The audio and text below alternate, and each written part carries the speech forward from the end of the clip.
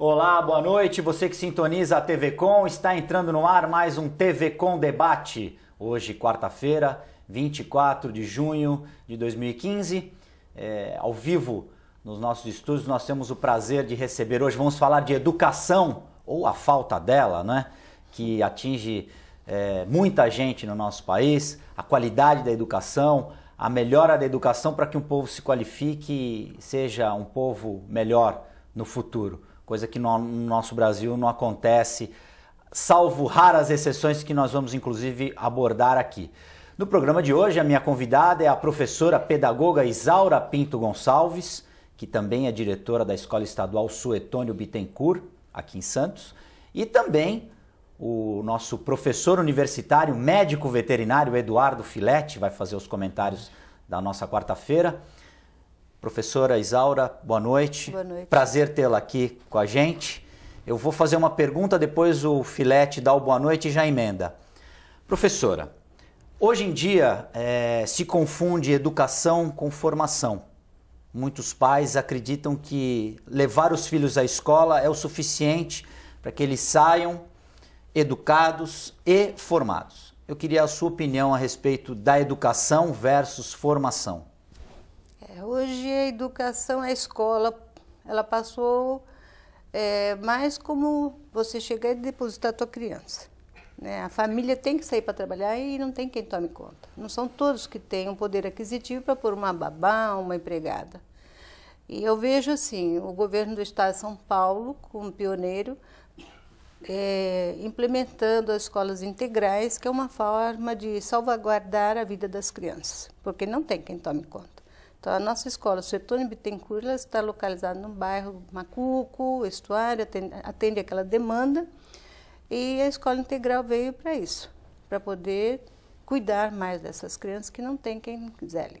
Ou seja, naquele formato tradicional de 4 horas... Não é mais. O tempo mudou. Isso agora não passou cabe para mais, 8 horas. Entra 8 horas da manhã, que é um horário máximo que o sistema permite, porque criança gosta de dormir até mais tarde, né? Foi o último horário que nós escolhemos, e você vai até às 16h40, porque é o fundamental, o médio já tem 1 hora a mais, aí passa para 9 horas de estudo. E é acadêmico. O projeto é muito bom do Estado. E a senhora sente alguma diferença? A senhora que começou a sua vida profissional dentro da sala de aula, hoje dirige uma escola. A senhora nota uma diferença na educação que é dada, que é prestada hoje, com a educação que era dada no passado? Veja, a educação da nossa época, da nossa geração, dizia-se ser excelente. Punha-se direto numa USP e ela reprovava. Então tem um livro que se chama Carta a uma Professora e vai falar dos chumbos que as crianças levavam. Quantas crianças foram reprovadas porque não conseguiam avançar. Quando se fala da progressão continuada, todo mundo critica. Só que quando eu estudava já para concurso, na década de 80, os livros falavam da barreira dos exames na França, no 6º ano, na 6ª série.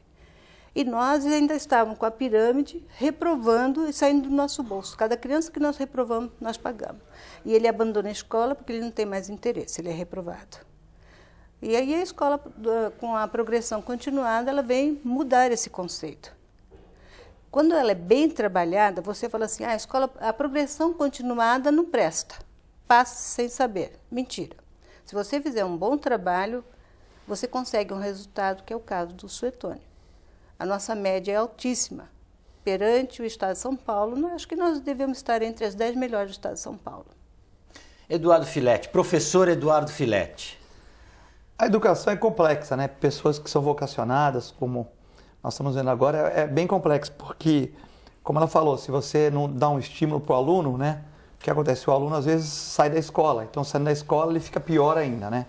Então, por exemplo, muitos estudiosos defendem a progressão, né? Que a pessoa faz os trabalhos, acaba se dedicando lá e acaba passando para evitar que as pessoas saiam da escola, né? E o que ela falou é muito importante, né? Antigamente, eu vejo até na universidade também, muitas vezes o professor ele tem que dar uma certa... Não só ensinar e aprender com o aluno, né? Porque você se ensinando, você está aprendendo, porque a biologia, no caso ela sempre se modifica. No caso da minha disciplina, fisiologia médica, pesquisa, o que é certo hoje, né? Até antigamente, tomar café era um problema. Hoje é bom. O ovo era um vilão, né? Todo mundo, só de olhar o ovo já tinha colesterol alto. Hoje sabe que o ovo tem mais propriedades nutritivas e favoráveis do que desfavoráveis. Então a medicina muda todo dia. A biologia é uma coisa que é certo hoje, amanhã já não é tão certa. Você está sempre obrigado a estudar. Mas, voltando àquele assunto, os próprios alunos, né? Muitas vezes eles não são educados, né? Eles deitam na sala de aula, por exemplo, assobiando, vão numa aula de laboratório de camiseta, e você está mexendo com ácido, produto, e você já avisou no primeiro dia de aula. Então, de uma certa maneira, você também não pode ser aquele ditador, mas você tem que falar, olha, hoje eu vou pegar um jaleco meu aqui que eu trouxe aqui, vou te emprestar, mas na próxima aula você não vai entrar, tal. Fazer um jogo para que a gente possa continuar, né? Mas realmente, muitos alunos não têm uma educação, não sabem tratar um profissional de limpeza, não sabem respeitar um bedel, falam com o professor de uma maneira assim debochada, mas a gente vai levando, faz parte do processo do nosso país, né? Que é um país que ainda está... Foi isso que eu quis Aí eu no contraponto. começo. Exatamente, no começo eu quis colocar isso. Hoje o que a gente vê, inclusive com as, Isso que você vê.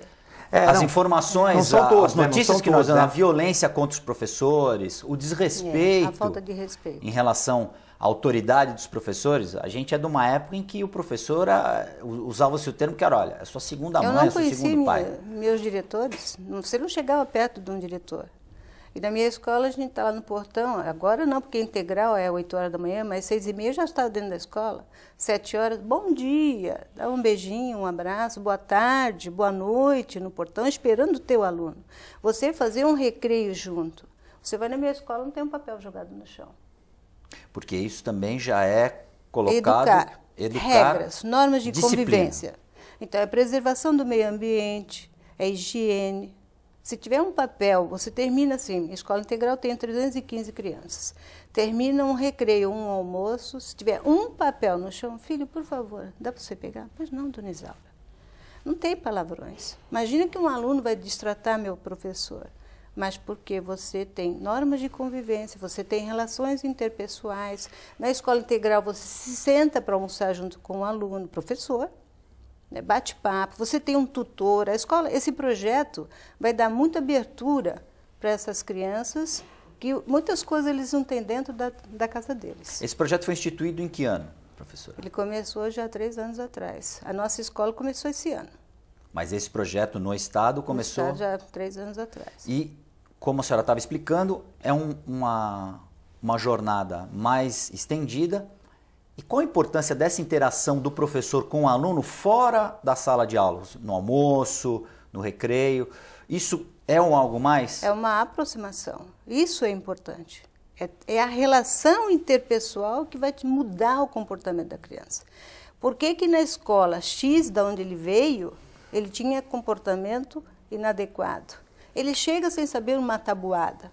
Imagina que o diretor vai fazer chamada oral para ele de tabuada. Desde o 6º ao 9º ano, ele fala, chamada oral, 1 ponto na média de matemática. Ah, muitos não sabem. Agosto, hein? Se prepara porque eu vou te pegar para fazer a chamada oral. E ele vem preparado, então. Ele vai ter que se preparar, porque é fundamental, é a base. Como é que eu passei 4 anos na escola, né? E não aprendi a tabuada, não memorizei e eu vou ter que utilizá-la. E aí eu vou para o curso superior, não sei resolver os teus problemas de biologia.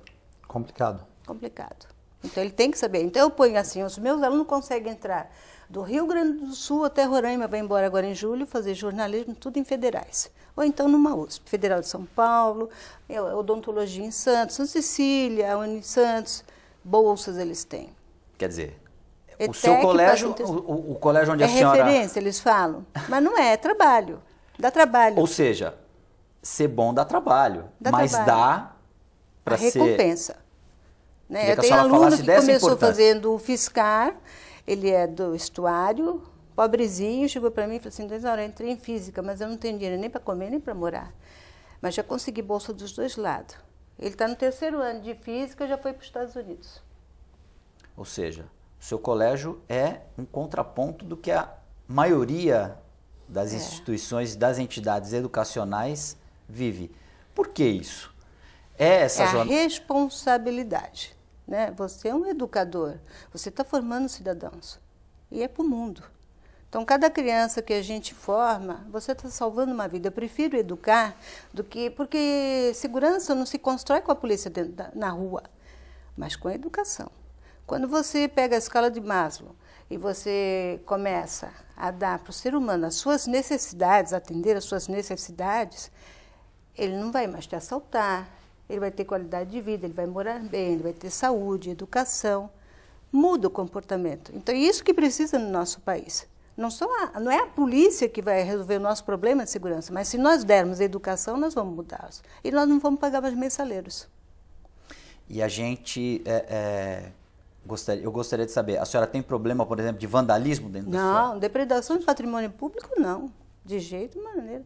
Porque eles preservam. O aluno também é orientado, porque isso aqui é meu, é seu, é nosso. Eles quando têm eu cheguei essa na escola, todas as escolas por onde eu passei como diretor, eu comecei pintando a sala de aula, o corredor, e eles vão junto.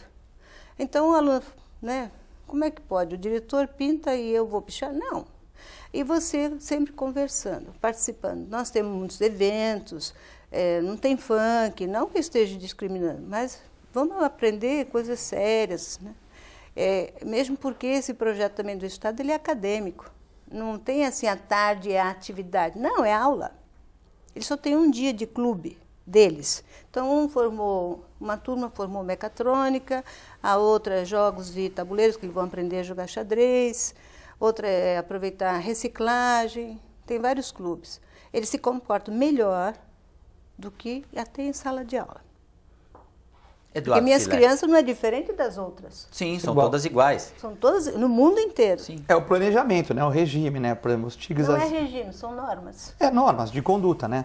Por exemplo, mas a pessoa... O que falta hoje para a quando sociedade. entrar uma pessoa diferente lá, vai ver 315 alunos, 314, porque ele entrou, né? 315 alunos tem lá, né? Então, 315 alunos que tem uma norma de conduta. A pessoa vai ter que entrar naquela norma porque já existe um padrão, né? Como os tigres asiáticos, né? Você vê que hoje nós temos carros coreanos de boa qualidade, geladeiras coreanas. Antigamente você falava 40 anos na Coreia, não tinha nada, né? Hoje em dia você vê que tem empresas coreanas aí na aviação, produzindo motores, por quê? Eles investiram 40 anos em educação, né? Então, eu concordo com o que a diretora falou, porque a educação é o único jeito de você tirar, né, o país de uma crise, de um problema que você vê. A violência. Por que vem a violência? Se você for, vai entrar tudo, vai entrar na droga, na corrupção, na falta de educação, na falta de religiosidade, né? E numa escola que as pessoas tenham boas normas de conduta, o que acontece? Respeito pelo próximo. O respeito, aí a pessoa vai fazer trabalhos, um vai se interessar por computação, outro por biologia, quer dizer, vai haver um crescimento, como ela mesma falou, você vê. Alunos entrando em faculdades, algumas federais, algumas estaduais, algumas particulares, enfim. O pessoal está trabalhando, né, em prol do futuro, né?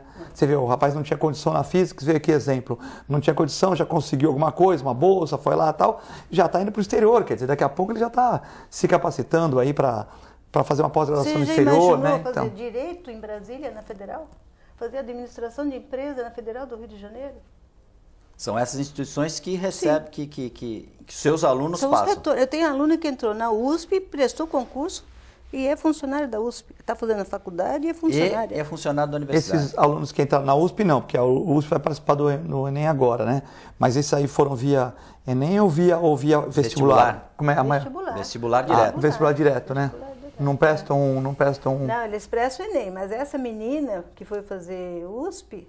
USP não tinha, a USP vai entrar agora no projeto. Ela entrou na USP com vestibular e passou no concurso, ela é funcionária da USP e faz USP. Ou seja, ela conseguiu se manter com o dinheiro que ela está ganhando, trabalhando na biblioteca, fazendo trabalhos voluntários lá, né? Não, voluntários não, trabalhos... Carteira assinada. É concurso. Biblioteca, trabalhando dentro da universidade mesmo, né? Dentro da universidade. Falando da progressão continuada, professora, muitas críticas são feitas. Eu queria que a senhora explicasse um pouco mais detalhadamente como é que funciona a progressão continuada nas escolas estaduais. A progressão continuada, você vai respeitar o limite de cada um no seu tempo, né? Nem todos nascerão para ser doutor, nem todos serão um filete da vida, nem o diretor Isaura, nem um entrevistador. Respeitando o limite de cada um, ele vai aprendendo. Então, quando você prepara o cidadão e vai te dar um retorno, é sinal que está dando certo. É mais fácil você criticar a progressão continuada dizendo que passa automaticamente do que você prepará-lo ano a ano para no final te dar o resultado do produto. Se ela não presta, como que é que nós somos avaliados, tanto federal ou a nível estadual também. Você respeita o limite de cada um e trabalha. Se você tem que focar na aprendizagem. Tudo é isso aí. E como é que funciona, por exemplo, um aluno que vai mal em português, por exemplo, que é a sua área, a senhora que é professora O que é a de português avaliação? De origem. A avaliação para você é o quê? Não é saber o que ele sabe ou não sabe? Não sabe, você vai retomar os conteúdos. Não sei como que é no curso superior, mas o ensino fundamental ou médio é para isso a avaliação. É fazer um diagnóstico, um panorama do que ele aprendeu. Não aprendeu? Ótimo. Porque os teus objetivos têm que ser alcançados. É você que lança. Então, se eu não consigo, eu começo uma reunião quando eu começava uma reunião quando era supervisora falando em japonês. Eu gostei mais nada, porque eles reprovavam 70%, 80%, 90% das crianças. Química, física, matemática. Mas ele não sabe divisão, o professor de matemática disse, porque me chamaram para uma reunião. E era uma escola do estado de nome. E eu disse para ele, parabéns, professor, descobriu, ensina. Mas divisão no ensino médio não tem importância, porque em 1979, o professor de física, quando eu também dava aula em Cubatão, ele disse assim, estou dando aula de matemática em administração de empresa. Eles não sabem divisão de 2 algarismos. Estou ensinando. 1979, eu estava no ano 2000, e o professor questionou porque o aluno não sabia divisão. Parabéns, professor, descobriu, ensina. Então, esse professor... Você não adianta avançar conteúdo se ele não sabe. Ensinar a base e, se ele não sabe, voltar, ensinar de novo. Retoma o conteúdo. Por que tem indisciplina? Porque ele não aprendeu, ele não tem interesse. O aluno passa a se desinteressar. Sim, aí gera indisciplina. E aí isso contamina os outros. Sim, a classe inteira. É um problema sério. O professor não segura a disciplina, o professor que não estiver preparado para dominar, porque aquele professor que domina o conteúdo, ele é um encantador de serpente. Se ele não domina, está azarado. A classe, os alunos... Eles dominam. Então, existe também por parte dos professores uma falta de preparo?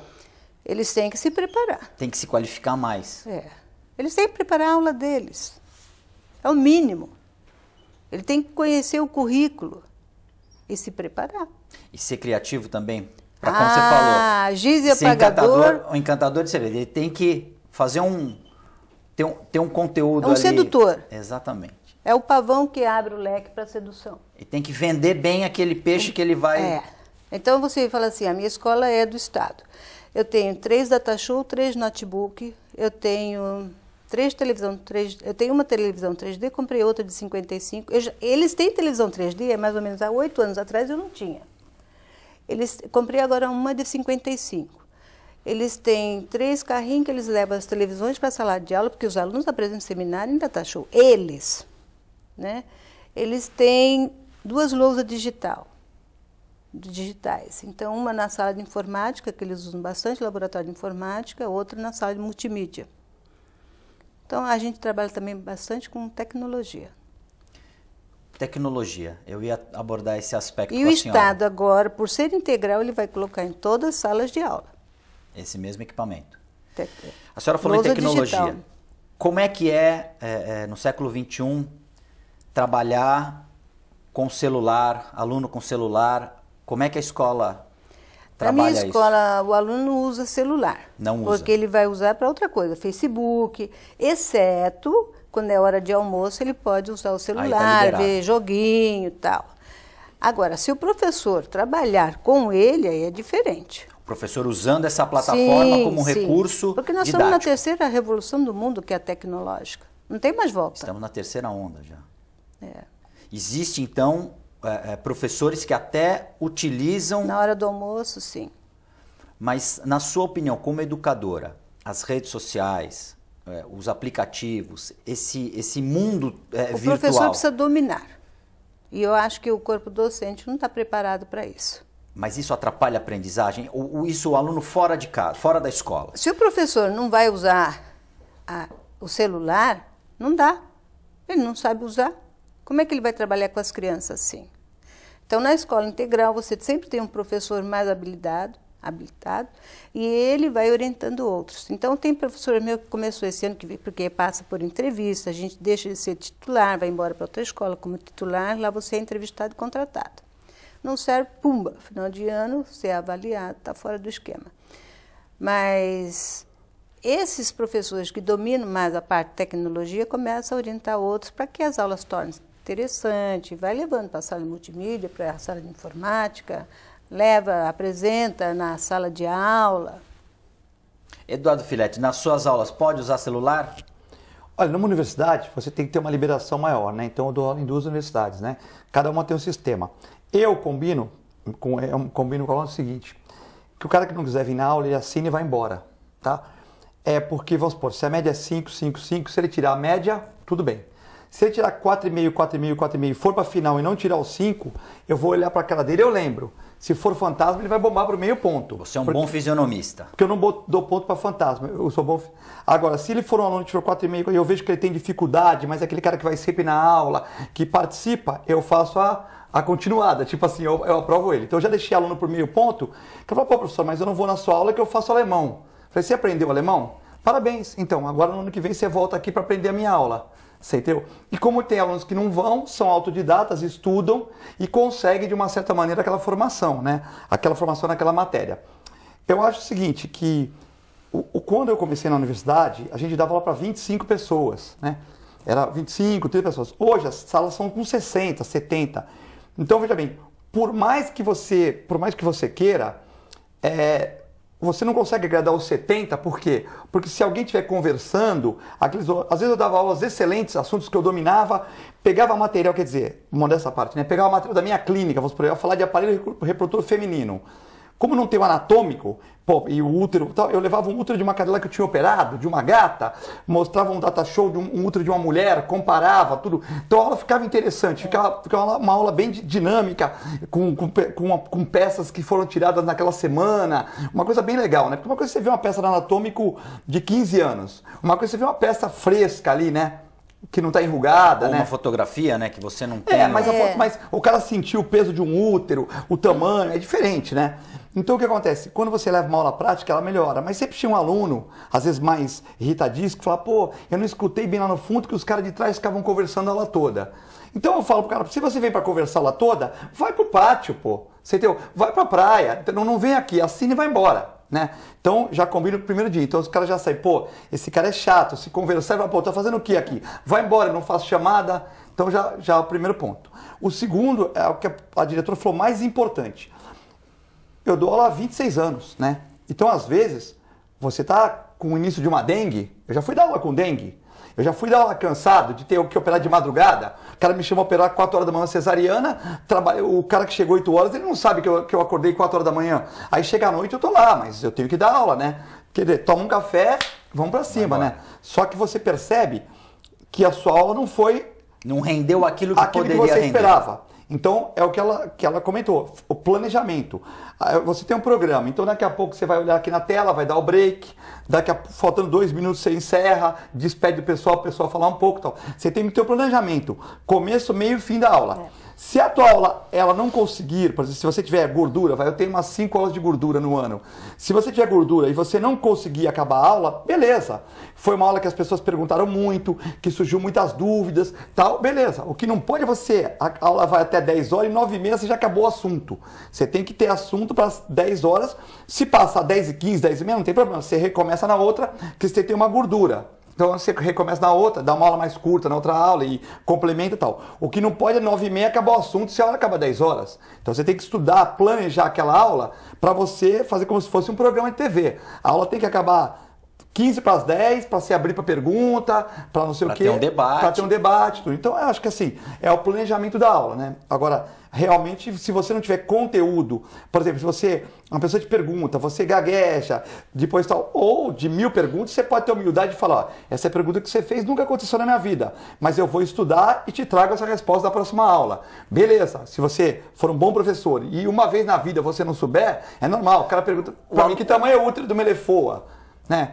Pô, aí eu tenho que falar, quantos pés o útero de uma elefoa? Porque o aluno percebe, né? quando o professor não tem o domínio total daquela matéria, daquele ponto. O cara pergunta, quantos pés o útero de uma cadela? Eu falo, de 10 quilos tanto, de uma gata tanto, uma coelha tanto, e um elefante. Ó, elefante, eu nunca operei elefante, mas eu vou consultar tal, e alguém tem aí, alguém tem alguma. E o celular, não pode impedir de entrar com o celular na faculdade.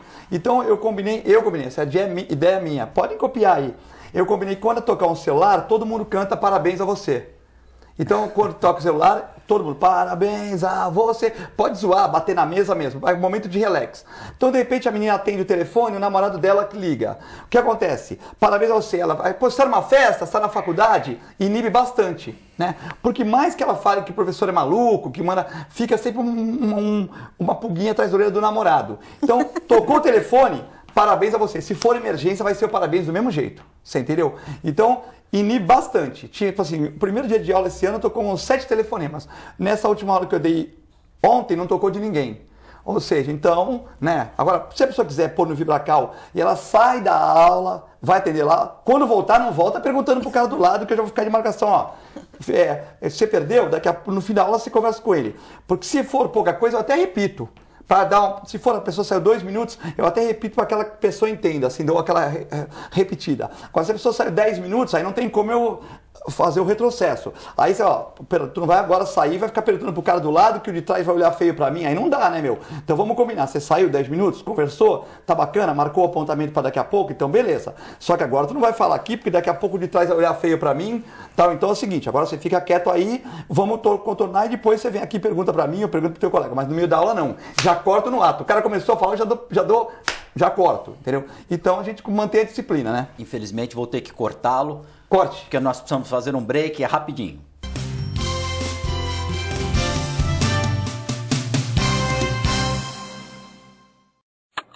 A TV Com traz qualidade e interatividade para a Baixada Santista.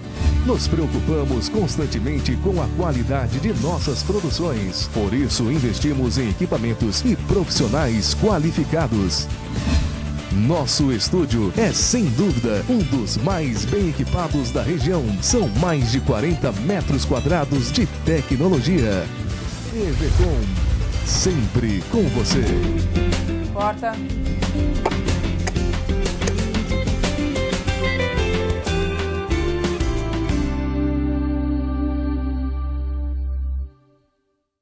Você que não pode ir até a sua comunidade, a comunidade quer ir até você em sua casa, em seu lar. Participe conosco todos os domingos, às 8 horas da manhã, a Santa Missa em seu lar. E fique com Deus. Apoio Visão Laser. Evolução. A evolução faz parte da história do Visão Laser. O jeito que as pessoas se comunicam mudou, as pessoas mudaram, o mundo mudou. E o Visão Laser, com sua paixão pelo pioneirismo, qualidade e inovação, precisava de uma marca que acompanhasse tanta evolução. Apresentamos a nova marca do Hospital Visão Laser. Visão Laser. Sua visão é o nosso sentido. Dr. Colombo Barbosa, diretor técnico médico, CRM 19555. Buffet Maison Vanut, um novo conceito em festa. Requinte e sofisticação no mesmo espaço. Atendemos todos os tipos de eventos, aniversários, casamentos, festas infantis e confraternizações. Venha conhecer nossos ambientes e faça o seu orçamento. Buffet Maison Vanut, Avenida dos Bancários, 42.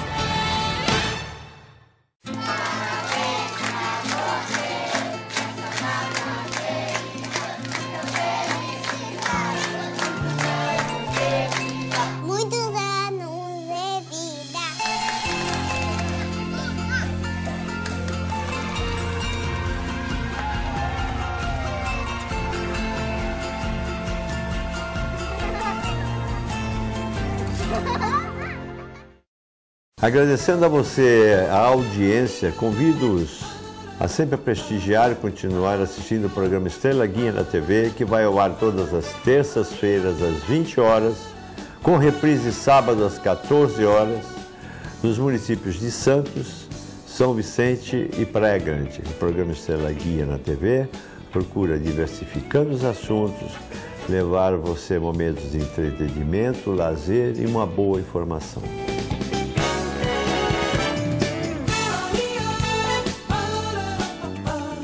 Se você quer algo diferente e está por dentro de tudo que acontece em sua cidade, mande dicas, sugestões de pauta pela nossa fanpage, facebook.com/tvcom.santos. Interaja com a programação da sua TV Com. TV Com, interagindo com você. Eu quero convidar todos para assistirem o programa Esporte e Companhia. Não é isso mesmo, Roberta? É isso aí, Edu. Todas as segundas às 22 horas. Aqui na TV Com, canal 11 NET.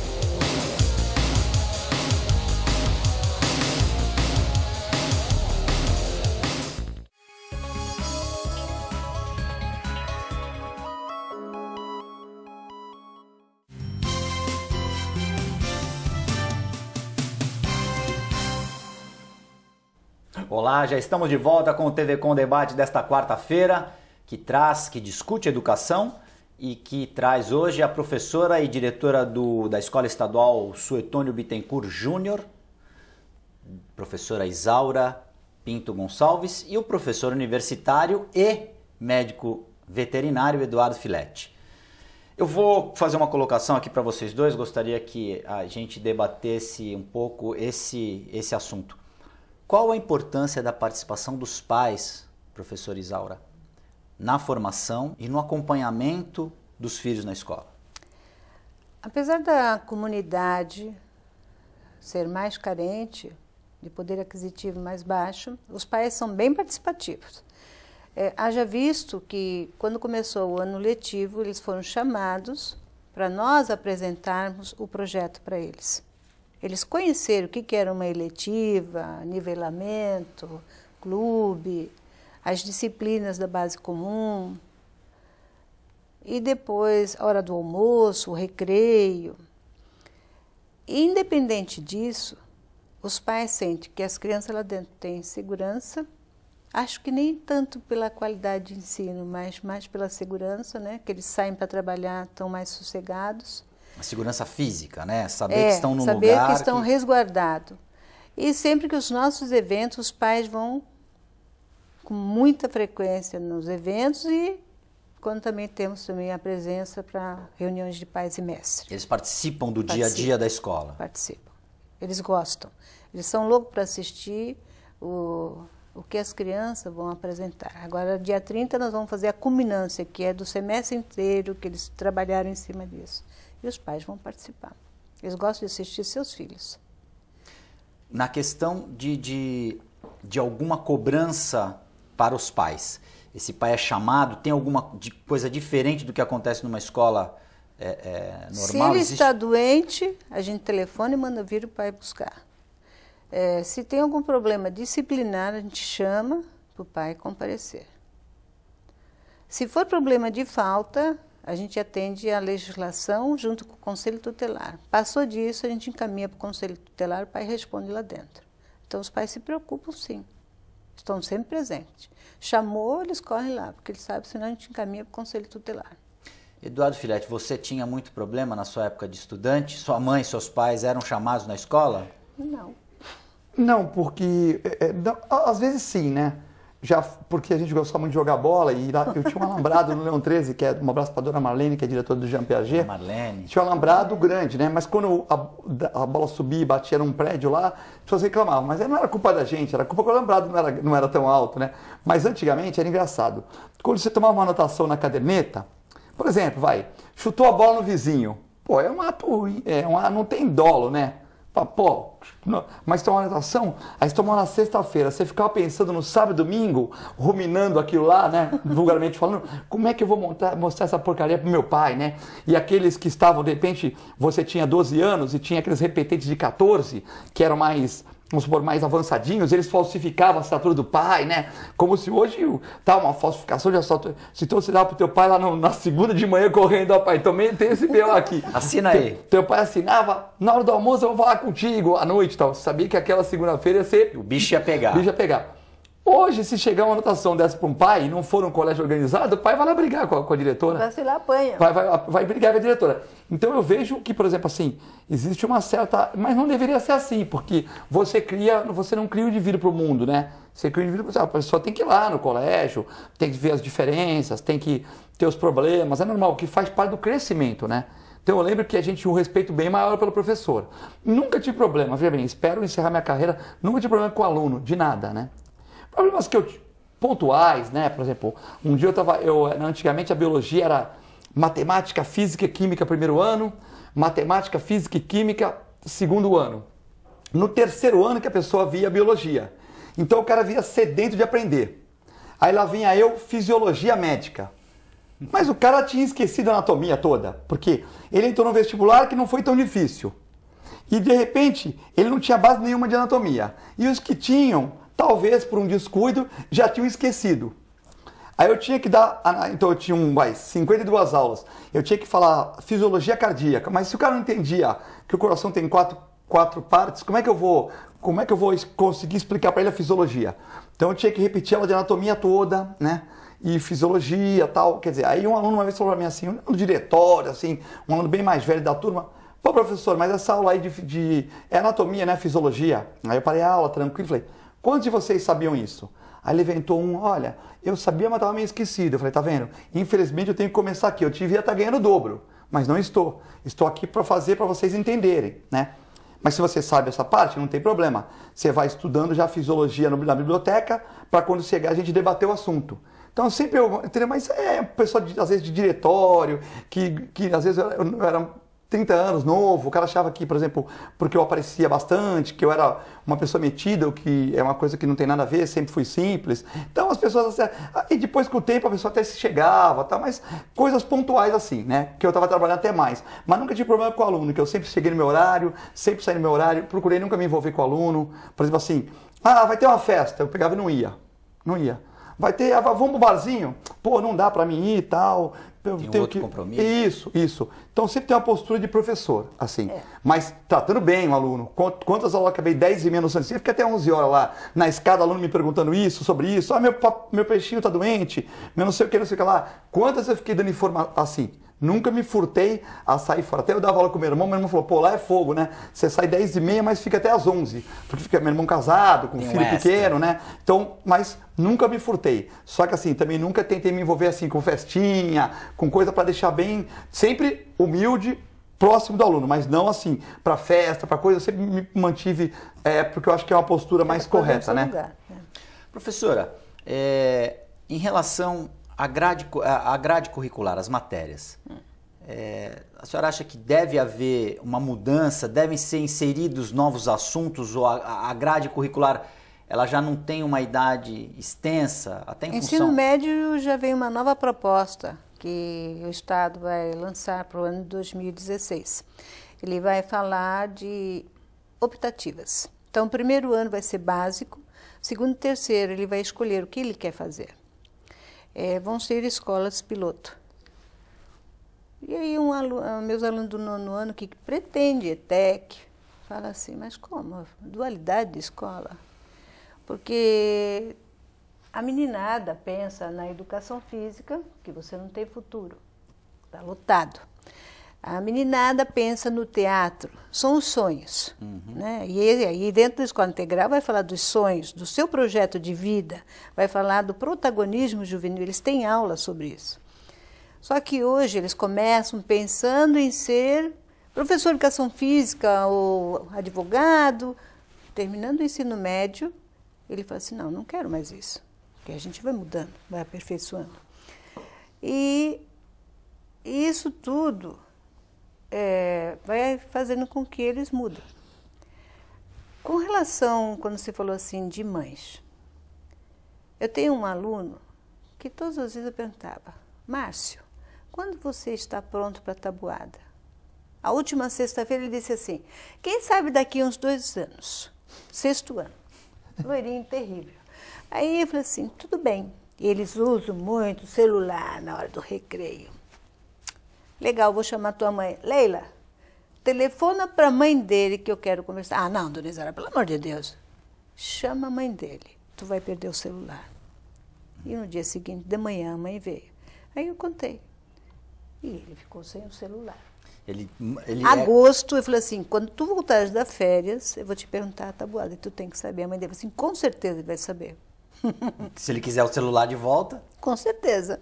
Porque o que a senhora estava falando é o que acontece muito, eu vivi isso, acredito que o Filete também. Você tem algumas matérias que a gente faz aquela velha porque é obrigado. Porque eu nunca vou usar isso na minha vida, eu não quero isso. Esse projeto vem justamente de encontro a isso? É. Para o estudante já...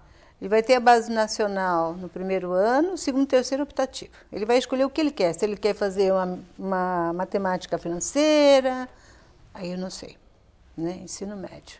Como ele também tem o projeto da Escola Integral no ensino médio, acadêmico. Esses projetos, eles são inspirados em experiências do exterior? Como é que funciona? Não, vem de Pernambuco. Ah, é? É, Pernambuco. Então, é uma experiência nacional. Brasileira. É, nacional. Como é que é feito o controle de frequência na sua escola? De primeiro nós usamos a frequência digital, hoje não mais. A gente já tem assim dentro do sistema para os professores lançarem as presenças, as faltas, as notas. É tudo facilitou eletrônico. Muito a secretaria. É tudo eletrônico. A biometria tiramos. E para o aluno consultar a nota, ele consegue consultar via internet? É, ele mesmo já puxa. Então, Filete... Eu tenho assim, câmera nas salas de aula. Porque de primeiro, quando eu cheguei lá, os pais falaram, imagina, meu filho não faz isso. Faz sim, pai. Porque criança é igual no mundo inteiro. Agora grava-se 15 dias. Quando a mãe... Porque esse loirinho falou assim, por que a professora de português me persegue? Porque não sei o quê. Eu sou Pega vítima. a pasta de classe. Ali tem reclamação do professor de educação física, de arte, de inglês, de isso e daquilo. Todos os professores. Mas então é só a professora Laís de português? Não. A mãe falou assim, já entendi. Porque tirou a E biometria, ainda assistiu ele na classe, ele rodopiando para entregar o caderno, a lição dele. E a classe em silêncio. Por que tirou a biometria? Porque o que vocês acharam que porque não é mais perdia necessário? muito tempo. Perdia muito tempo para entrada e tal. Fazia filha, fica perdendo tempo. Às vezes não faz a leitura do direito. O dedo tá sujo, aí toca limpar, aí põe lá de novo. A senhora tem câmeras dentro das salas de aula e nas áreas comuns, corredor, pátio? Não, porque a escola é redonda. Ali a gente centraliza, dá para ver tudo. Ali é um tipo... Qualquer som. Está no livro da arquitetura. Maracanãzinho, né? Essa escola foi projetada na década de 70, tipo Maracanã, e ela faz parte do livro da arquitetura da USP. Eu já tive acho que uns 4, 5 alunos da USP que fazem especializações e desceu para conhecer o prédio. Acho mais ou menos 1 mês e meio da arquitetura de Santos, que o professor recomendou, dizendo assim, aquela escola é referência, vai lá visitar. Eu dei o croquis da escola e tal, ele veio ver a estrutura do prédio. E é uma estrutura moderna ainda hoje? Para nós é boa, é funcional, você controla todo o sistema. As classes, elas são dispostas no círculo? Fica assim. Então, e você tem o pátio interno dentro. No centro. Ainda pedi para o Papa me dar o estacionamento do pronto-socorro, que eu queria uma piscina para as crianças. O Papa prefeito, não o Papa? O Papa, quando eu era prefeita. Porque ele foi inaugurar o leito infantil, eu fui prestigiar. Ele falou, vamos tomar um café na minha escola? Vamos conhecer a minha escola. Ele conheceu, eu falei, 5 minutos. Ficou 1h30. Como que você consegue isso? Visitou toda a sala. Aí pegou todo o povo dele que estava lá, o secretário, deu a volta na escola, porque tem um terreno na esquina. Isso aqui seria o ideal para você. Aí o secretário da saúde disse, mas aqui dá para guardar os remédios? Ele falou, mas a ideia dela é nobre, é para as crianças. Mas não saiu nada. Não saiu. Tá parado? A senhora continua com essa o sonho da natação, eu acho que esporte é fundamental dentro de uma escola. Eduardo Filete, você não tinha problema de faltas, era um bom aluno? Era outra época, né? A professora Marlene, que está nos assistindo agora, tem motivos para... Estudei com o filho dela, com o Alexandre Tomás Vieira, que é diretor lá do Leão 13. Não, era outro ritmo, né? A gente almoçava todo mundo em família. Por exemplo, tinha aula, minha mãe via lá e falava, 5h30, 6 horas, eu vou tomar a tabuada de vocês. Então a mãe ficava em cima. Era outra. Minha mãe foi professora também do estado, né? Ganhou alguns prêmios de educadora, foi professora do estado, do município. Então, a mãe lidava naquela época com alunos com problemas que não conseguiam, tinham dificuldade de aprendizado, iam com a minha mãe. Então, minha mãe tem facilidade. Minha mãe, só de olhar, a pessoa já fica quieta, né? Então, ela tem um domínio sobre... Tanto que ela tem 80 anos, ela trabalha, né? não trabalha lá, mas trabalha em outro setor na nossa empresa lá, trabalha no pet shop. Então, é uma coisa que tipo assim, a minha mãe já era um outro rigor, né? A gente já estudava, porque sabia que ela ia fazer chamada. Então, as provas, você estudava todo dia, as provas eram fáceis, né? Mas nem por isso deixava de jogar bola, deixava de praticar atletismo do Brasil, como a diretora falou, de fazer tudo, né? Mas era uma outra época, a gente respeitava mais o professor, a gente... É outra geração. É outra geração, né? Eu acho que também, hoje em dia, tem esse problema da família, as pessoas não comem junto, as pessoas não têm o respeito, às vezes tá falando com a mãe por WhatsApp na mesma casa. Então, acho que tudo isso, a sociedade foi deteriorando, foi piorando, né? Entendeu? A senhora percebe, na sua experiência ao longo desse tempo de magistério, existe realmente essa falta, como o Filete falou, a minha mãe tomava a tabuada de mim. Os pais hoje, até pela correria, o pai trabalha, a mãe trabalha, a senhora percebe que falta um pouco, eles têm falta de tempo para, escuta filho, como é que você está indo na escola? Como é que foi o dia hoje na escola? Se a mãe não trabalha, ela vai zelar mais. Eu comecei dando aula na Vila Paris e naquela época, então, ainda era pior. Eu conheci o João Ivaniel, que já foi presidente de Câmara, fez direito, já foi para Paris, foi nosso aluno naquela época. E ele não tinha pai nem mãe, ele cuidava de 3 irmãs e tinha 17 anos, veio de Pernambuco. E estudava. Tem um aluno meu lá, naquela época, que ele fez doutorado na USP, tem 8 graduações e conhece 40 países. Só um virou bandido, o resto todos são formados, curso superior. Advogados, engenheiros, agrimensura. Quer dizer, um bandido letrado? Ele virou um bandido letrado? Não, só um desses. Só um. Não, mas eu tô brincando com ela, se ele virou um bandido letrado, né? E se perdeu. Porque o resto, todos se salvaram. Diz que o nosso e os pais já não leu tomam 3 mil conta. livros, né? Não. Diz que o Beiramar leu 3 mil livros, né? O Beiramar fica lendo lá na cadeia, tá? Então tem alguns bandidos que também são letrados para saber comandar, né? Tô falando brincadeira, né? Esse exemplo que a senhora deu, professora, me faz lembrar de uma máxima que eu ouvia muito dos meus pais, dos meus avós. Quem faz a escola é o aluno. O aluno. Se o aluno quiser, se o aluno tiver afim, ele vai para frente, ele não aprende. Importa, foi o que a senhora... não importa se a família é desestruturada, se ele é pobre. Não, isso aí não é importante. O importante é a escola. Como ela vai trabalhar. Como que ela vai acolher a mudança do ser humano. Para que ele possa vencer as barreiras e eles é o nosso futuro. Porque a senhora também falou em salvar vidas. Esse é o caminho. Ou esse seja, é o caminho, é a educação. As pessoas têm que ir para a escola. Tem. Não para ganhar Bolsa Família. Não para ganhar nenhum tipo de benefício. Não. A escola é a ferramenta. Para as pessoas evoluírem como pessoas, caráter, aprender os valores da disciplina, como a senhora falou, e lá na frente se qualificar profissionalmente. Com certeza. Semana passada saiu na Bandeirantes a reportagem sobre os alunos da escola no Japão. Você assistiu? Não. Ele mostra, isso eu já sabia, que lá eles não deixam um grão de comida no prato. Que os alunos limpam a escola. Eles não têm funcionário. Então mostrou a reportagem. Criança já começa limpando a sua casa. Então ele chega na escola, você vê criança assim, mais ou menos 5, 6 anos, limpando, escorregando, limpando todo aquele corredor, assim, esse pavimento. 4 crianças levando o carrinho, distribuindo a merenda. A sala de aula é varrida com a pá, a vassoura, o professor junto e os alunos limpando a sala de aula. Ou seja, passa a ser até uma atividade. A responsabilidade. E nós somos terceiro mundo, ainda estamos discutindo se ele jogou o papel no chão, cadê o funcionário para limpar? Não é assim. Você tem que educar para ser um cidadão do mundo. Porque na casa das pessoas ninguém não joga papéis pelo chão. O papel no chão, né? Não. E escola não é depósito de lixo. Lixo é onde eu falo para eles, no lixo.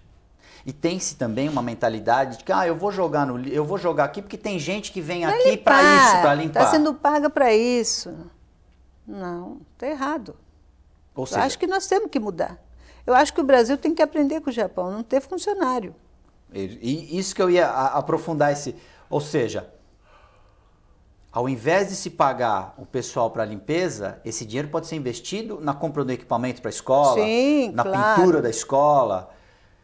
É só as pessoas terem educação. Mas é essa educação que eu estava me referindo no começo do programa e que muita gente acha que a escola é que tem que dar. Mas o aluno já tem que chegar com isso de casa. Mas hoje a família não...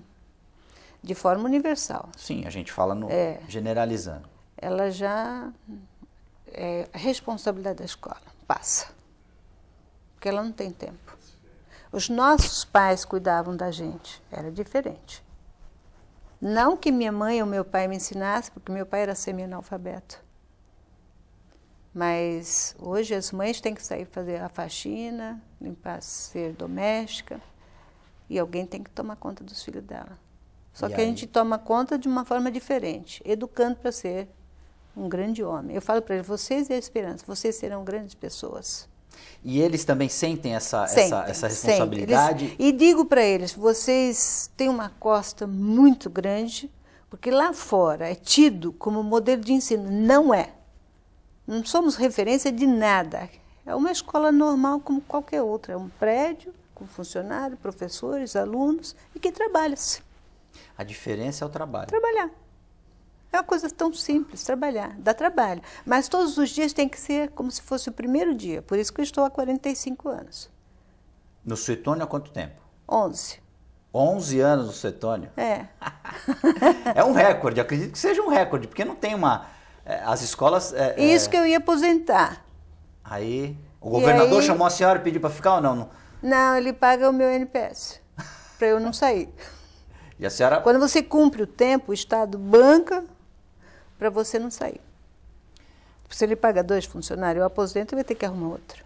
Dentro desse modelo que o Estado implementou em Santos, existe alguma escola com essa formatação do Suetônio? Tem, assim, questão do quê?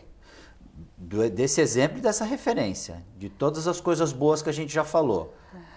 Ou o Suetônio realmente é o... Aquela escola na praia, eu não sei o Ablas onde é a escola, acho que o Ablas é integral. Integral e acadêmico. Eu fui lá dar uma palestra outro dia, refeição, alimentação, os alunos em postura, sabe? Todas as salas de aula com notebook, data show. Tipo como ela comentou aqui. Coisa de primeiro mundo. Primeiro mundo, refeição, tal. Disciplina. Aluno tudo comportado, não tem aquele...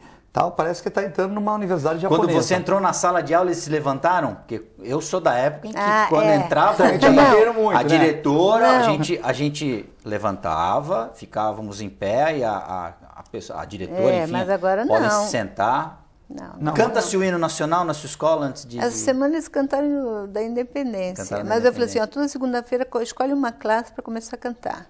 Porque a gente põe no Facebook, o povo gosta. O pessoal curte isso aí. Tem saudades. Eu também acho. A gente tem que saber cantar o hino à bandeira. Não é vergonha nenhuma. O hino à bandeira, o hino da independência, o hino da república. Cantava-se toda sexta-feira, né? Toda sexta-feira na escola cantava-se. Mas comparar assim o Brasil com os Estados Unidos, a gente ainda vai achar, por exemplo, um jovem com 18 anos sai de casa, arruma sua roupa, tal, né? Mas comparar com o Japão é muita pretensão nossa com o Japão.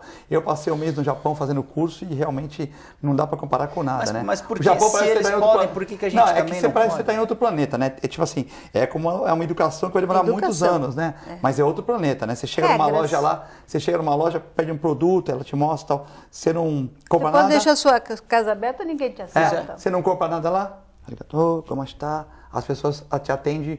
Eu tinha uns brochezinhos até do Santos que eu levei para lá, né? Porque os bottom. Na época a diretora aqui tinha uns bottoms, né? Cheio de dava para visitante, eu levei. Aí entrava numa loja, quase pessoa de loja não fala muito inglês lá, né? Eu pensei que no Japão, lógico, são as pessoas que não são menos abastadas, tal, mas se você pegar um universitário na rua, ele fala inglês, né? E naquela época já tinha GPS nos celulares, aqui não tinha ainda. Então, eu queria saber alguma rua, o jovem te ajudava, né? E numa loja eu entrei, dei um botãozinho do Santos, a mulher quase chorou na loja, né? Então, eles são um povo assim, não tem sujeira na rua, você vê a disciplina, as pessoas que estão com pressa na escada rolante, se você vai num shopping, as pessoas que não estão com pressa, elas ficam... Vão à esquerda e libera a direita. Libera a direita para você subir andando, porque se você quiser fazer um exercício, porque as escadas rolantes são grandes lá, né? Então, a maioria, né? Se você quiser fazer exercício, você vai subindo a escada rolante. Se você estiver de boa, não quiser gastar energia, tiver depois do almoço, de repente não quiser fazer grandes esforços, você vai para a esquerda. Então aqui é capaz do cara ficar parado. O cara vai ficar incomodado se você pedir licença. Isso, então vai falar, pô, tá com pressa, não sei o quê. Então é uma outra cultura, né? A própria formação de trânsito, né? Por exemplo, no centro do Tóquio, você não vai de carro no centro de Tóquio, porque os estacionamentos são muito caros, né? Tipo R$50 a hora, como se fosse aqui para Santos. Então o que acontece? Você vai de táxi, que o táxi não é muito caro, ou você vai de ônibus, né? Só que existem vários ônibus, quer dizer, o pessoal larga o carro em casa. Porque se eu puder sair daqui da TV Com agora e voltar para minha clínica de ônibus, o que eu vou pôr o carro aqui? Um bom ônibus, limpo. Né? Tipo, que passasse em 5, 10 minutos, né? Ou tivesse um táxi barato, né? Então, o cara pega o táxi, entendeu? Embora andando de táxi seja mais barato que manter um carro, né?